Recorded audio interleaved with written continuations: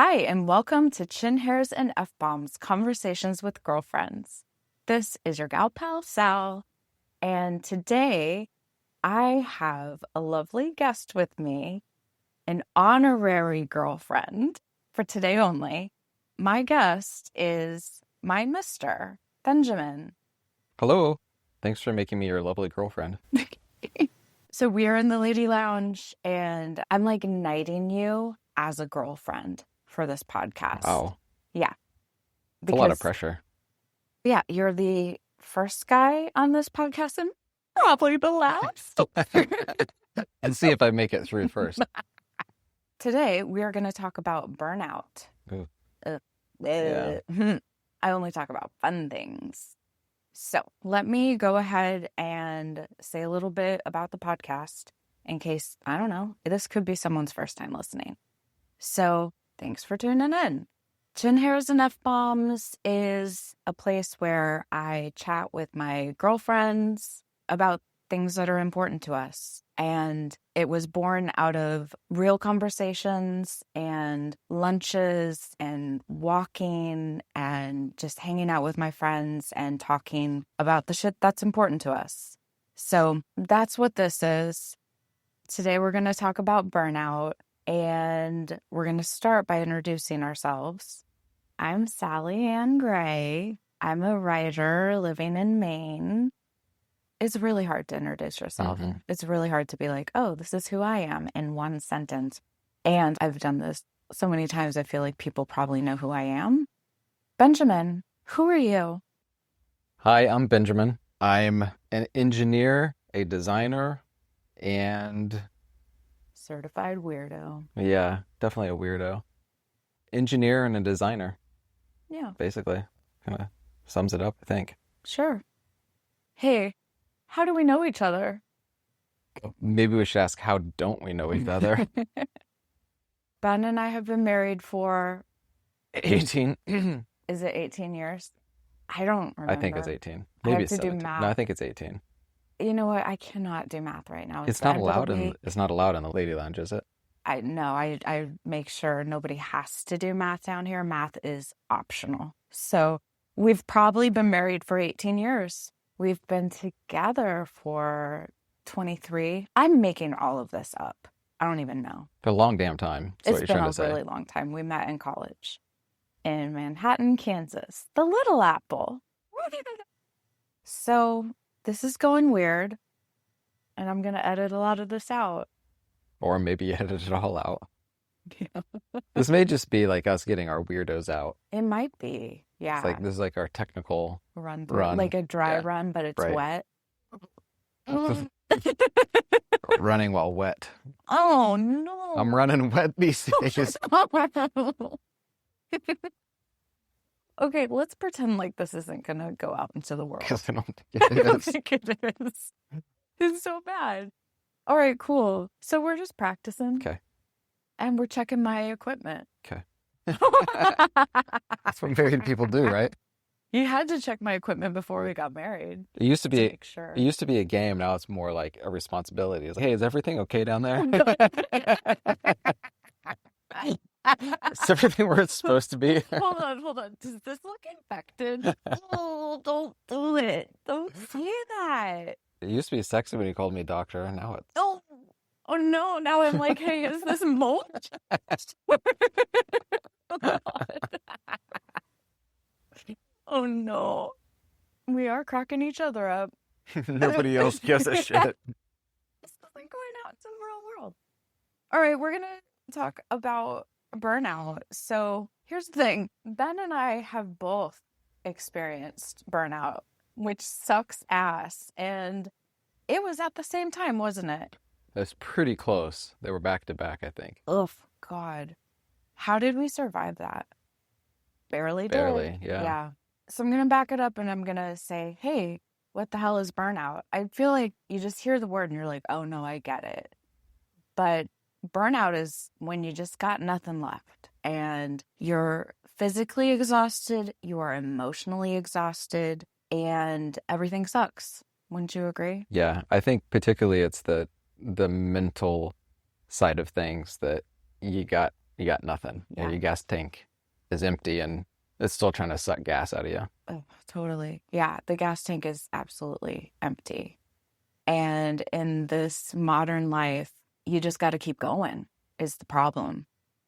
And I think all of us were like operating in the red, and then we just kept going, and that's how we got burnt out. Yeah. I mean, you could probably define burnout a few different ways. The way that we've experienced it is it got so bad that we had to change something. I mean, I imagine there's versions of burnout that are, I don't know if it'd actually be burnout or it's like near burnout, but people who get to that same level of just desperation, but Yeah. don't change anything. Ooh. Yeah. I don't know what that looks like. I mean, because Maybe for the sake of just of our discussion, burnout is sort of that transition point, that act of something giving, something changing. yeah. I'm not saying that's a technical definition, but like the way that that's the context that I've experienced in the context I'm thinking of it in. Oh my God, you're such a nerd. Hi, I'm an engineer. Let's do this, nerd. What led to your burnout?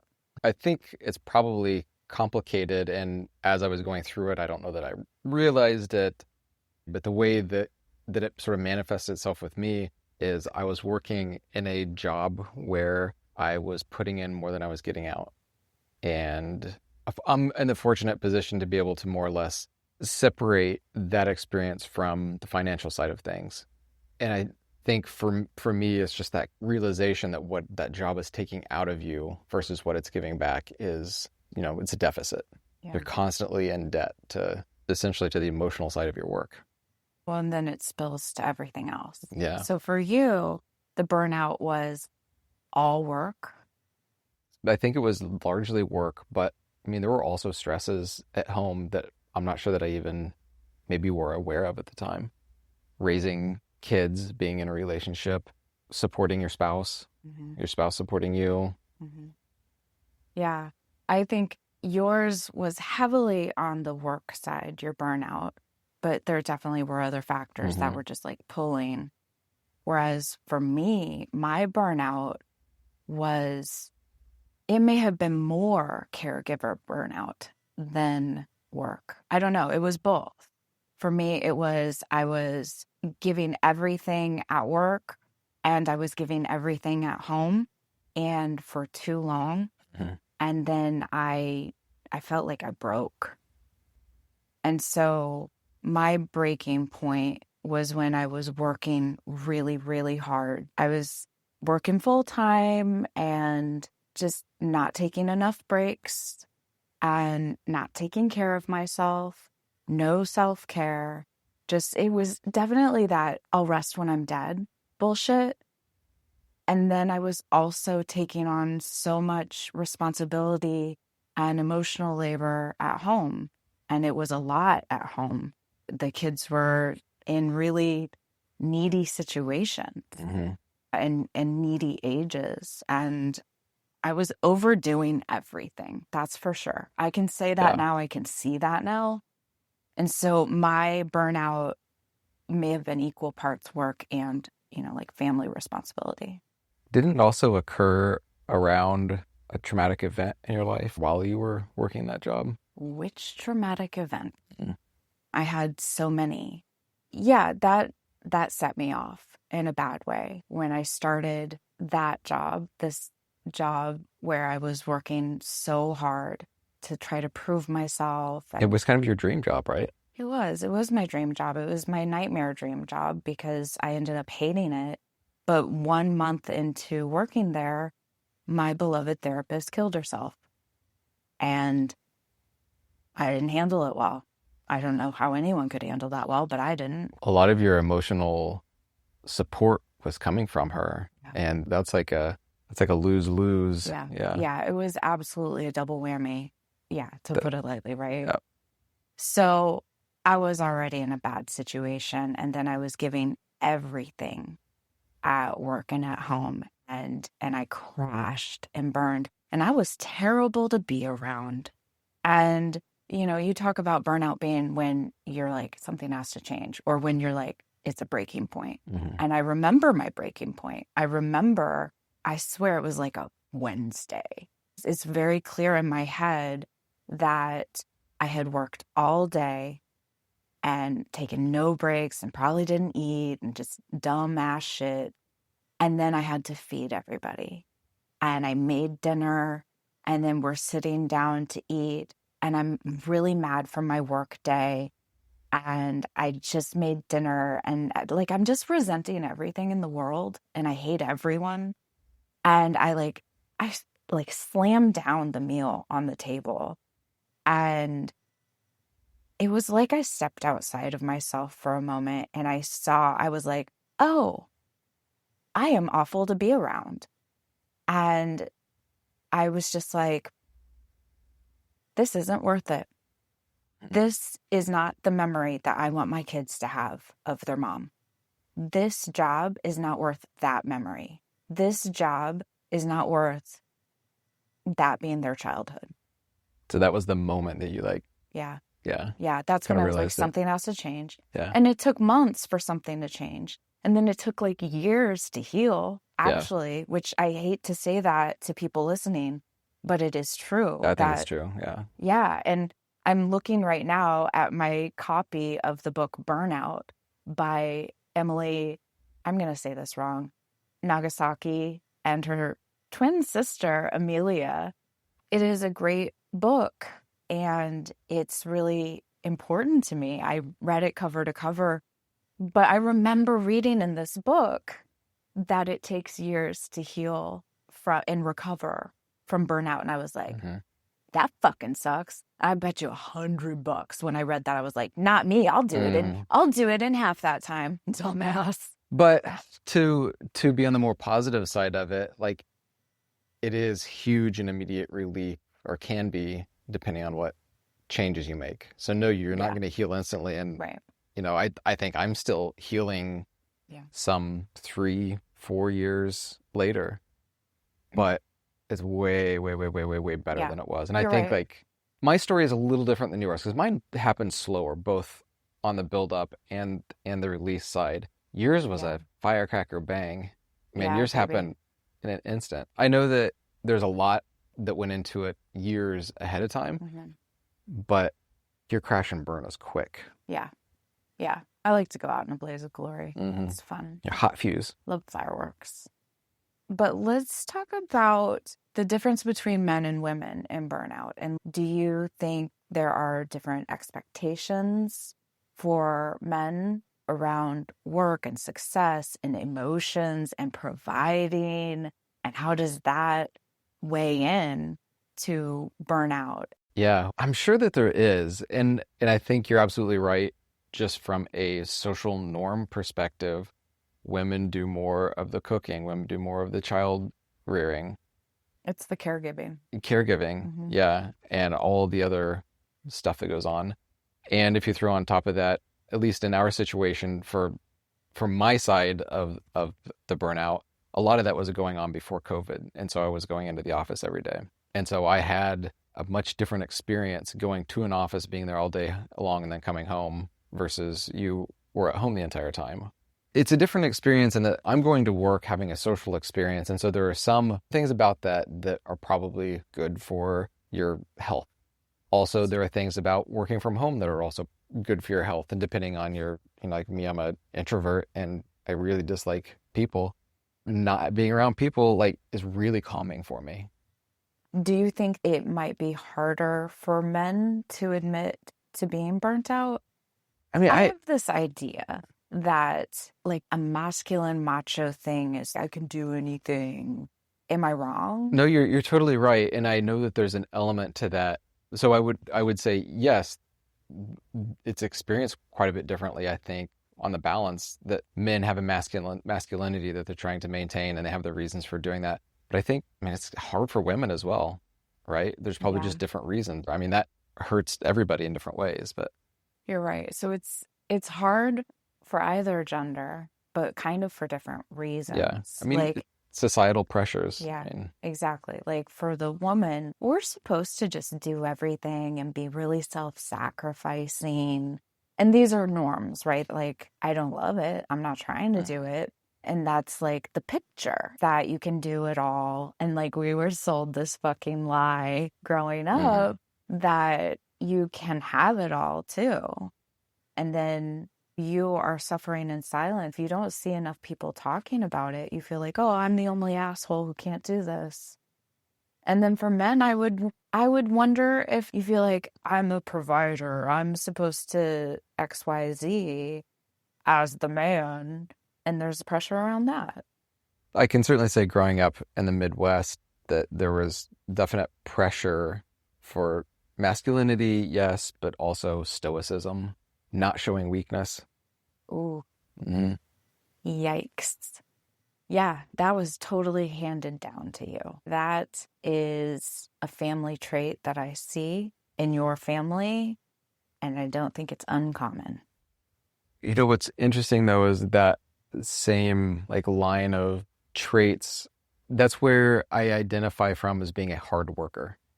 Ooh, Yeah. uh-oh. That word identity is really scary Yeah. because when anything challenges your idea of your identity, so like Hmm. if you think, oh, I'm a hard worker, and then all of a sudden you can't work anymore, who the fuck are you? It's scary. Yeah. Yeah. I also identify as a hard worker and kind of as a worker. And I've worked since I was 14 years Hmm. old. And so when I went on sabbatical, which I had to do because I was burnt out and I kept pushing and couldn't go anymore and had to go on sabbatical, that was hard for me. It was hard for me to stop working Yeah. because I had never done it before. And it was all internal. It was all a struggle about my own identity. It was about my worth and Hmm. my Hmm. value. Yeah. Ouch. Oh my God. And when I started wrestling with that stuff, I was like, I do not like this. Like, I don't like how this makes me feel. I don't like what I've built around this. It doesn't exactly align with my values that I'm only worthy of what Hmm. if I'm working. Like, oh God, what the fuck is that? That's gross. And so I had to untangle a lot of value, like worthy stuff at that time. And it was hard for me. It was hard for me to go on sabbatical and not make any money Hmm. and not be providing any income to the family. That gave me guilt. I think you did a good job of making that known. Like you identified it and you said it out loud. And it's allowed me to be sensitive to it and supportive. You shared your feelings, your thoughts on it. That's who I am now. Yeah. And I'm a big verbal processor. I do a lot of verbal processing on you, which is code for I talk a lot. But that's part of my process. Hmm. And I had all these big, ugly, weird, uncomfortable feelings, and I had to work through them.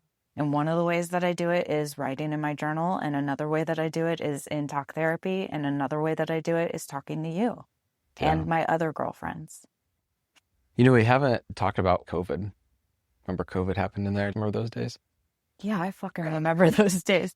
COVID was very hard for me as an extrovert who was really active outside of the house before COVID and then took the job of keeping my family safe very seriously. Yeah.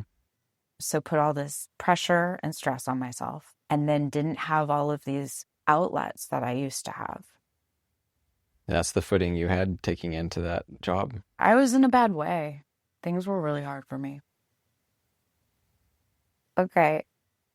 How did burnout impact your relationships? How did burnout impact How did burnout impact your marriage, Benjamin? I experienced work burnout over the course of years, and it was a slow, gradual build. So it's really hard for me to point to an event and be like, this is when I was burnt out with regards to our relationship. It probably just I worked a lot. A lot of my energy and emotion and attention went to work, and I didn't have as much when I came home. Yeah, And the more that I started to resent my job, I think just the like more inward and inward I became. that's true. Yeah. Yeah, I was talking to a friend who's partner is in burnout right now, and she said that she feels like she walks around on eggshells. Yeah, I there are similarities between your experience and mine in that while we're talking about work burnout kind of specifically, your burnout started years before that. Probably, emotionally started in your mid 20s, late 20s, and then kids, had that, and a physical relocation Yeah, and just a lot of stuff that was adding to the pile. And there's always going to be stuff on the pile, and hopefully you're always taking stuff off the pile. I wasn't taking But stuff off the you pile. aren't, I don't think. No. Yeah, And so you had a slowly growing pile, and it may not have been exactly work, and I had a slow growing pile that was work. Mhm. Where I think we start to differ, though, was that I had kind of a slow resolution to it, and like we said, yours was pretty fast. So I think the way it impacted our relationship is just this building tension and me probably growing more distant. Yes. Yeah, I feel like the boat, the sailboat, was the only place you were happy for a while, Mm-hmm. and I was miserable Mm-hmm. on the boat. Yeah. And I was in such a situation where I felt like you needed it, but I was sacrificing myself. Mm-hmm. Yeah. Mm-hmm. Yeah. So and my friend, it's like you kind of sacrifice yourself for the other person. You're like, oh my God, they're hurting so much right now. They need my support. So I'll pick up more. I'll pick up more of the burden, the emotional burden, the physical burden, the housework or whatever. At that time in our relationship, I was like, I don't love being on the boat every weekend, but this is the only place Ben's happy, so I'll do it. Mm-hmm. And for my friend, he's offloading stuff and she's taking it on. And so you hopefully temporarily rebalance Mm-hmm. some of the responsibilities. Yeah, that's part of a relationship is a give and Yeah. take. Yeah. But it can feel like, when the fuck is this going to be over? Mm-hmm. Because it is so much work for the caregiver. It's so much work for the partner of the burnt out person. Yeah, again, you're giving more than you're getting. Yeah. And they might not be very nice to be around. I That's don't- hard. Yeah. I hope that I wasn't like a mean, angry person. My recollection is that I was just like quiet and kind of sluggish, and I probably had more of a temper than normal, but I wasn't generally angry. You weren't angry. That's not who you are. When I was a burnt out person, I was angry. Yeah. I hated everybody. I hated everyone and everything. I was mopey and you got sassy as shit. Sassy is a nice way of saying it. I think I was a fucking bitch. And I didn't have a choice. Like, I wasn't choosing to be a bitch. It's just, that's what happened. I must have been gifted with the right tool set to deal with you. I mean, yeah, you were kind of miserable to be around, and I could see how Yeah. you would interpret yourself as being that. But like for me, like it wasn't a 10 on the scale. I mean, it was like, okay, she's angry, It wasn't a 10 on the scale? not in terms of you being a jerk. Wow. I mean, I've been a 10 on the scale, but But yeah, like, there were moments, but but that's the thing, is moments, right? Yeah. Not just like extended periods of time. Yeah. Okay. yeah. Wow. Yeah. I'm really hard on myself. And so when I'm not at my best, I blow it up in my head. Who would want to be around me, And then I call it turtling. When I'm really in a bad place, there's this asshole in my brain that's saying, hey, you're not fun to be around, and you should never leave the house again. No one wants to talk to you. No one wants to see you. Stay home. And I turtle. And that's bad. Very bad. I try not to do that anymore. Let's talk about some recovery. Yeah. What helped you recover? For me, there wasn't an immediate change, but I think there was. Well, you got your job. Yeah, but it was like I took like months to do it on purpose. So I'm sure there was a time in my brain where it clicked. I was like, I'm doing it. I'm quitting. I know there was a time that happened. I don't recall exactly when that was. And we talked it over, but I pretty quickly, I think, told my boss. I was like, what's going on? Mm-hmm. And it was basically, resignation, but I would continue to work for some number of months with reducing number of hours as we move forward. Because I wasn't burnt out to the point where I was like, I just couldn't do it. But I'd been doing it for so long and with no end in sight, that's when it's tough. Yeah. You're at the bottom it of the wasn't pit. going to get better. You had been Right. very hopeful for a really long Yeah. time that things would get better. But then it became Yeah, clear, you know it what, this wasn't. isn't going to get better. Yeah. And just that realization or that knowledge, that acceptance, this is something I'm actually going to do. Like before you even talk to anybody about it, but it's one of those things when you know. Yeah. And there's instant relief. Yeah.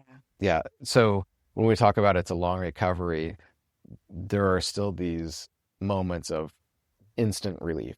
Yeah, drain a lot of the pressure off. I agree that when I finally was like, this is not going to get better, I gave them so many tries, and I decided, there was that flip of the switch, and I decided I was quitting. There was instant relief. Yeah. Yeah.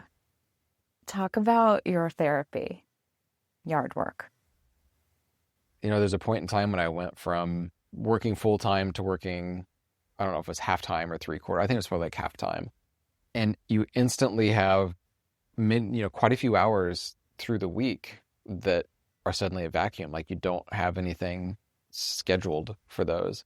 Vaguely I had ideas of things I wanted to do, but just from a sort of tactical daily level, what I found myself doing on all of my workday, non-working periods, I was out in the yard.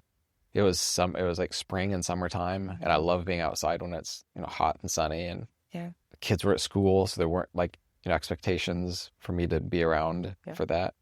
Yeah. It turned out to be I generally enjoy yard work, but it also to me has an element of I feel bad for doing it sometimes because it's taking me away from the family, and all of a sudden having these multiple hours a week free to do something like that without it displacing anything else. You don't have to worry about not being with your family or a family wondering why you're not with them. So there was no guilt associated with it. I'd say a little guilt. I have guilt for everything that I do. Catholic. God. So I just thought it was, I don't know, funny, cute, but that was your therapy. You were outside and you were moving your body. Yeah. You were connecting with nature. Yeah, it was your therapy. And in the book Burnout, they talk about embodiment. They talk about moving your body to complete the stress cycle and to get stress out of your body, to get trauma out of your body. It is helpful to move. Yeah. And I have personally experienced that. And so I got it. Like when you started doing yard work, I was like, wow, Ben's outside again or whatever. Right. And like neighbors were like, God damn, your yard looks great. But it was your therapy. Yeah. And you're right. It worked and it was good for you. Yeah. And it was exercise too. Yeah. It was like all the good things. It was the opposite of what I was trying to leave. It was physically outside, not inside. Mm-hmm. I didn't report to anybody. You were alone too. I was alone. You got to do whatever you wanted. Autonomy. I didn't have to make decisions, but I could do whatever I wanted. Yeah. Which is delicate balance for me. Yeah. So that's how you recovered, was yard work. I think that was the first tool out of the tool bag. That's a good way to say it, is that it was a tool. Yeah. An unexpected tool, I think. How did I recover? You did a lot of hard stuff. Like my burnout was really about work taking more away from me than I was getting out of it, and had been building up for too long. For you, it's a plethora of things that all sort of created the issue, but it was a confluence of a lot of stuff. It was. And I had to do a lot of trauma work to recover. I was clinically depressed, and I was like, had to be treated for anxiety for the first time in my life. So it was complicated and hard. So to recover, I had to quit my job. And then I went back to working for myself.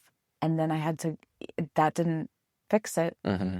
I thought, oh, that'll be better. And then I had to go on sabbatical after that. I went on sabbatical like 9 months after I quit that job. And then during the sabbatical is when I did some real deep healing. And I was treated for my depression, and that was the ketamine assisted psychotherapy.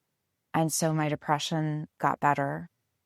But then I also had to learn how to prioritize myself and take care of myself Yeah. physically, emotionally, mentally. I had to stop. I had to rest for a while. And that was hard too, going back Yeah. to that identity thing and that value thing. Stopping was hard. I had long identified as a shark. Mhm. If a shark stops swimming, they start dying. Yeah. And I know a lot of sharks. I can see it in people. I tell them, they know it's true too. Yeah. If they stop swimming, they start dying. And I don't identify as a shark anymore.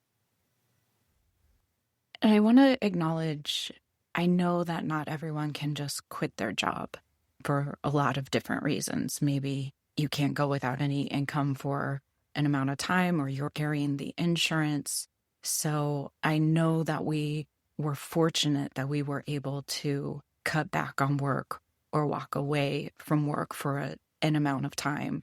And also, we changed our finances to make that work, because we did start making less money and we had to make adjustments. The whole family did. And that was scary.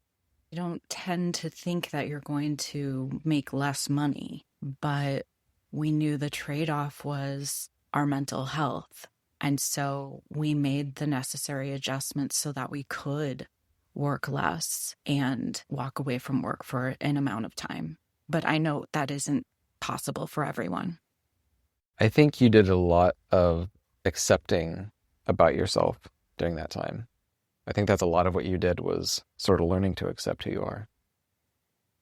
Yeah, I had to see my own role in everything. So it wasn't just a bunch of bad things happened to me and I'm a victim. Oh, I had a bad boss. Oh, my therapist killed herself. Oh, I went through a friendship breakup.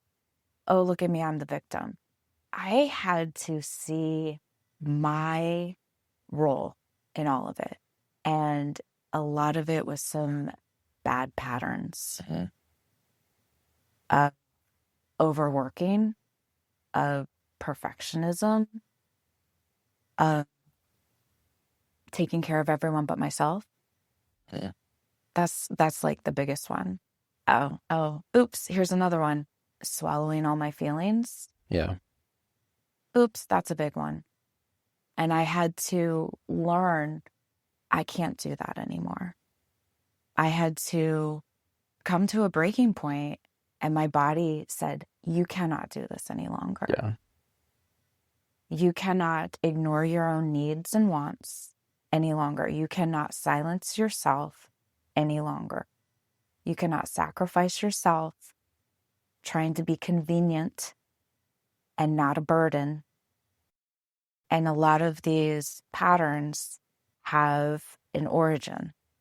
And I had to look at those origins. I had to look at my childhood, and I had to look at the experiences that shaped me and then figure out a way to do it better. That meant digging up some shit too. Yeah. Which was painful. Yeah. Painful and hard and not fun. You know, it's interesting. You know, we break a lot faster than we heal. And my burnout was, let's call it 5 years ago, 4 years ago. Like, I'm still recovering from it. I think I'm having a pretty slow recovery process. You broke really quick and hard, but you're also fixing yourself quick and hard. I'm not saying it's like in an unhealthy way. You're aggressive with it. I do things with gusto. Go. I'm an extreme person. You're a lot. I'm a lot. I have always identified as an extreme person. She's got a big personality. Doesn't sound like a compliment, but I'm really trying not to be an extreme person anymore.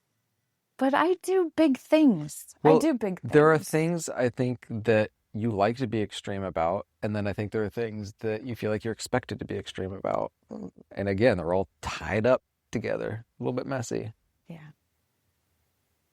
Yeah. One of the things that I observed with you in your recovery, and this may be something you're still working on, is accepting. This is going to sound really bad as I say it. Nice. Accepting your role in our family. And I think what I actually mean is like accepting your desire to do it and rejecting the things that are telling you shouldn't do it. I think I also bristle against the things I think I'm supposed to do. Right. So Yeah. I have been fighting forever against what I think people or society or the patriarchy or whatever says women should do. Yeah. And when I am actually good at something that is stereotypically, mothering or Yep. woman, it makes me crazy and I want to fight it. And I feel like you've really learned how to do that. And again, it's accepting part of you, like maybe being more in touch with your identity. Something that I've been trying to do is lean into what I'm really good at instead of trying to improve the things I'm not. And so that is being honest with myself about what I'm best at and the things that I'm not best at, not doing them. And I used to just do them and then kind of suffer in silence or fucking Google everything, how to or whatever, YouTube tutorials on everything, thinking that I had to do everything great. And I'm trying not to do that anymore. It's okay to be okay. I struggle with that one a lot too. And I think it definitely like ties into burnout in terms of the, pressures of the expectation. There's expectations, and then there's like also, and whose expectations? Are they mine or are they other people? And then also like my personal standards for myself, which are too high. Yeah. That's a bad thing. What do you do differently now? Good question. So here's one of the things that was a struggle for me with the identity of burnout with work, is that I get a lot of satisfaction from the work that I do. It does fill some of my cups. And so even when I was going through burnout, I was still getting, some payback in that cup of enjoying what I was doing. It's those things that you do that you don't even realize the time is going by. That's flow. And, things that you would, sort of choose to do if you could, and you get to. So then working from home for myself and not having, like when you have a job and you go, especially if you go into a job, you have like the thing that you're doing there. When I'm at home, I can be doing anything. And my tendency, like if I just left things unchecked, is I would probably end up doing a lot of work because I enjoy doing that. Like at any given point in time, what do I most want to do? A lot of times it's my work, but I know that I shouldn't just do that. And a lot of times when I try to do something else, I feel this guilt for not working, even though I'm still doing the work that I need to do, spending plenty of time doing it. It's just that I guess I second guess myself. Who am I letting down? Who am I disappointing if I'm not working when it's, afternoon hours when people are supposed to be working? So there's a long way of answering the question of one of the things that I do is when I'm doing an activity that I sort of feel guilty about, I sort of stop and check in with myself and with the situation, be like, okay, you're feeling like you shouldn't be doing this. Why is that? And is this good for you? And a lot of times, it's, that other thing that I feel like I should be doing, I actually don't need to do. And this thing that I'm doing right now is something that I sit around thinking about doing all the time and never actually do. And here I am doing it. For me, that can be tough, but I now have that tool to sort of recognize it and then be able to, I guess, rationalize with myself or talk with myself that, no, what you're trying to do is fine, keep doing it. Instead of feeling guilty all the time that you're not doing a different thing. Remember I told you I think I just always a residual level of guilty. Wow. You're a really productive person too. Like you get a lot of shit done. It can be. Again, that's another one of those things that I like to do that. But I also feel like that's kind of expected as well. By who? Uh-oh, Good you question. crazy. Yeah. Wasn't that why we're here talking? Yeah, because you're crazy. Yes. Okay, now I'm asking myself, what do I do differently now? Fucking everything. I am a new person. Every cell in my body is turned over. What do I do differently now? I do not overschedule. I do not overcommit time. The way that I handle my time and the way that I spend my time is completely different. And I do not cave to obligation like I used to. Yeah. Yeah. So many things have shifted for me. The kind of work that I do, the people that I work with. Well, like your physical routine, like My routine's the totally different. the way you're taking care of yourself. Yeah. I mean, So something yeah, different I do now is I exercise every day. exactly. Yeah. And that was something else that got me through burnout was walking. Oh, buddy, did I walk a lot. Man, there was one day when I worked at the Nightmare Dream job that I was so fucking mad. I went for a 6-hour walk. Was it a hike? No, it wasn't. Was I walking in the woods? Sure. I walked out of our house, out the front door, and I came back 6 hours later on foot. Damn. Yeah, that was a day. I had a lot of feelings walking. But walking saved me. Walking was so good for my mental health, so good for my physical health.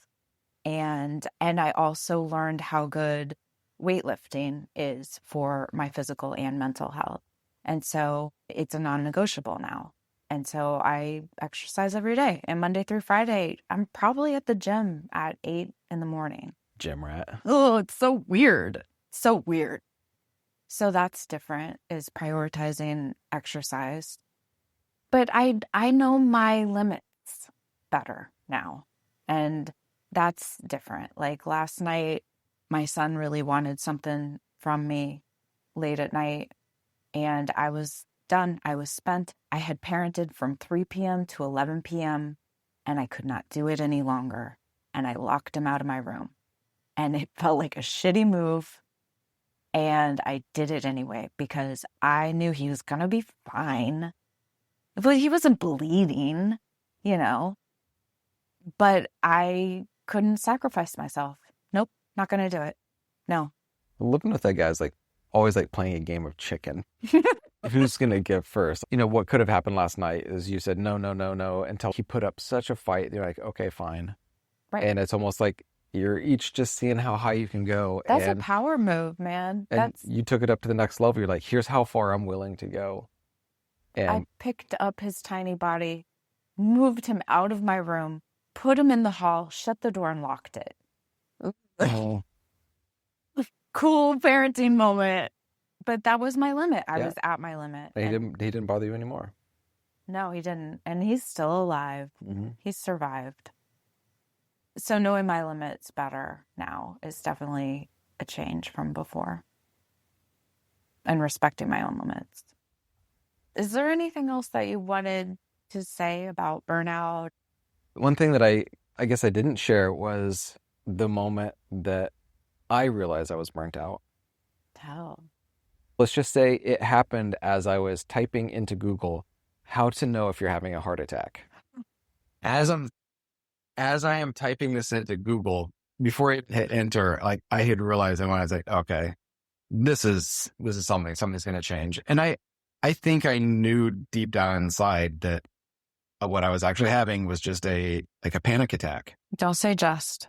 Okay, that's a good point, but I would rather have a panic attack than a heart attack. Yes. But that morning I was driving into work. My chest had been tight for like months, maybe years. I don't know. Mm-hmm. And I think I'd actually kind of gone through a bit of a relaxing period. Like I think some things had eased up at my job. But there was one morning when I was going in and my chest it had that stiffness and it ached and it hurt. And it kind of got worse and worse and worse to the point where it really felt like, I mean, I don't know what a heart attack feels like, but the way that was feeling, I was like, this could be a heart attack. And that was on my way into work. I was driving and got to work and I walked in. I don't think I looked or talked to anybody.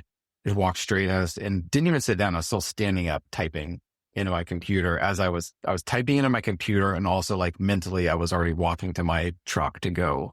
There was a nearby emergency clinic. Yeah. And I get in there and I feel crazy anyway. And I kind of walk over the counter. There's a handful of people in the waiting room. And I think by that point in time too, like I was feeling a little bit better. There was something just about admitting that there's some kind of a problem and doing something about it. Yep. That was my moment when like you realize it, like there was a burst of relief. So I felt crazy walking into this emergency clinic, and I walk up to the counter and I see a sign that says, please take a number and wait unless you think you're having a heart attack and tell us immediately. And I walked in, I was like, I think I'm having a heart attack. And within like seconds, I was in a room and somebody had come in and was starting to check on me. And actually, as time went on a little bit, like they didn't seem like they were in such a huge hurry. Like they got me into a room really quickly. And I think somebody checked me, like probably, feeling my pulse and maybe listening to my heart. And then they kind of walked out. They came back a little bit later, a little less sense of an urgency and, stuck some things on me to test me. And then that kind of took a while. Like they didn't come in the room for a little while. And finally they did. And I think it was the doctor came in and said something like, you're definitely not having a heart attack. Your heart looks absolutely perfect. Like there's no issues with it. Have you had any stress in your life? Oh my God. And so that was like the free fall of the moment for me making that realization, was that typing it into Google and then being asked by a medical professional if I've had any stress in my life recently. That was the moment. Wow. Yeah. And I don't know if in that moment I knew that I was going to quit. I don't think I did. I think at that point in time, it was just a big relief to be told medically that you're burnt out. Yeah. And, quite different words, but really openly, I think that's kind of what it boils down to. Yeah. That was my arc, kind of the slow build and the crest of it. And it was unlike yours. It wasn't, an explosion, fireworks, bang. Mine was more, I got to the top of the hill and just started to more gently, first I was on level ground and then I started to slowly roll down the hill. I don't know if I have anything else to add about burnout. What about from a generational perspective, how, we inherited things from our parents and they inherited things from their parents, and, coming down from time, depression and different generations, different eras, what is our generation passing on to our kids? And we can only speak for us, really, but I think we're raising our kids much different than we were raised, just in terms of the way we sort of share emotions and, our mental health. Yeah. Yeah. The social emotional part. I think we show our kids that we're fallible and that we're human in an effort to normalize, mistakes and hardship and resiliency and growth. Yeah. I think our parents' generation, they probably made a lot of improvements too from how they were, what they inherited. But there's no way they can make it all the way from where they started to where we are now. Yeah. Yeah. Just sort of that generational improvement. Yeah. I mean, that's really hopeful. Like our kids will be better parents than we were, hopefully. Wouldn't that be great? Yeah. Okay. Thanks for talking about burnout with me. Thanks for making me a lady. Honorary girlfriend. This is the part of the show where we do a joy share. Joy share. So we each share one thing that is bringing us joy. So what is yours? So I think mine is, without getting too nerdy and complicated, it's basically a passion project that is basically all the good elements of work with little to none of the bad elements of work. So what are the good elements? So I think it's appropriate that it's happening now because we're talking about Yeah. burnout. And this is sort of extracting the good stuff from work and Yeah. leaving behind the stuff that causes burnout. Yeah. And it's a thing that I'm fortunate to be able to do, to design something that's of interest to me. I get to design something that I want to design for me and do all the steps that I want to do, from just a basic idea to actually physically holding the thing in my hand and going through each step of the way. Can you be more specific? I basically come up with the idea of synthesizers that I'd like to play. I design them, mechanical, electrical, software, and then I make them physically and put them together. I haven't actually gone through this entire process yet. Yeah, you're in it. This is one of the things that I've been thinking about for years. Yeah. And now I'm in a fortunate position that I can work on it. So, and I'm currently, like, this moment in a phase of being really excited about it, making some really good progress, like making some step changes. Yeah. Cool. Okay. My joy share has a lot of similarities because it is a passion of mine and it's something I'm creating.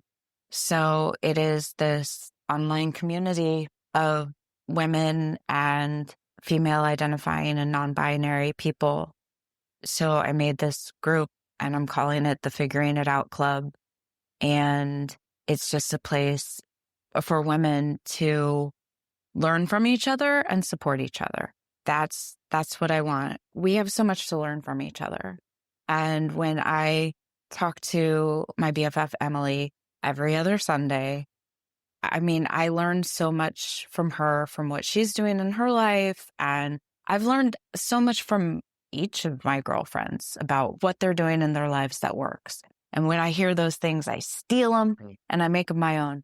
And that's what this community is for. That's what I want it to be for us to learn from each other and support each other. So that's something that takes time, effort, thought to put it together. But it's the things that you want to spend, you want to be using those. It doesn't feel like work. And it is. It's productive, like in a good way. But where it has a little bit of toxicity to it. I know. Yeah, no, it's this thing. I'm trying to build something and I'm excited about it. That's great. That's wonderful. Thanks. I like it. Where can people find that? Oh, It's yeah. a site only, isn't it?